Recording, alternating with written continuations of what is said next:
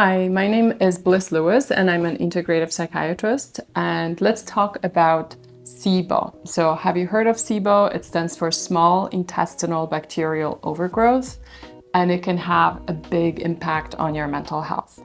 So SIBO happens when there's an abnormal increase in the number of bacteria in the small intestine, and this can cause symptoms like bloating, gas, abdominal pain, and it can also affect your brain and affect your mental health. So research has shown that SIBO is linked to conditions like depression, like anxiety, and other mental health conditions. And that is because the overgrowth of bacteria in the gut drives inflammation. And that inflammation is systemic. It doesn't just stay in the gut. It goes everywhere in the body, and it produces certain inflammatory molecules which can affect the brain. So that's how the trouble in the gut can affect the brain.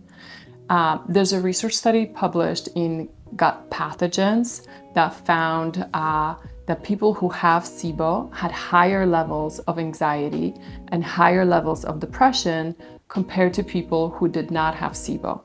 So this connection makes it really clear that it's very important to think about our gut health when thinking about mental well-being, and it's important not to miss that. So, okay, if you do have SIBO or you suspect you have SIBO, what can you do? What can you do to get rid of it? What can you do to support your mental health?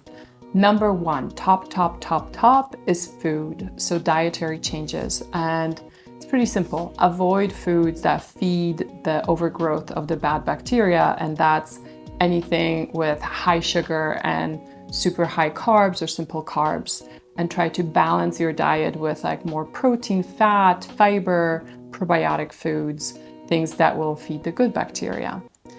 Other important things, stress management. So, excessive stress, cortisol, that will also throw off the balance of the gut bacteria. So any stress reduction practices that work for you.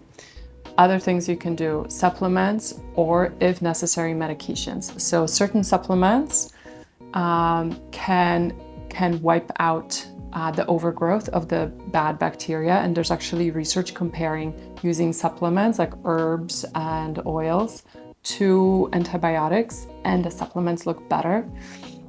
So that's an option if needed, if food and stress reduction alone are not enough. And for really severe cases, there's an option of seeing a gastroenterologist. There are antibiotics that could be helpful. And there are also other treatment options. So thank you for watching. Please feel free to share your thoughts about SIBO and mental health, anything about your experience of addressing SIBO and through that addressing mental health issues.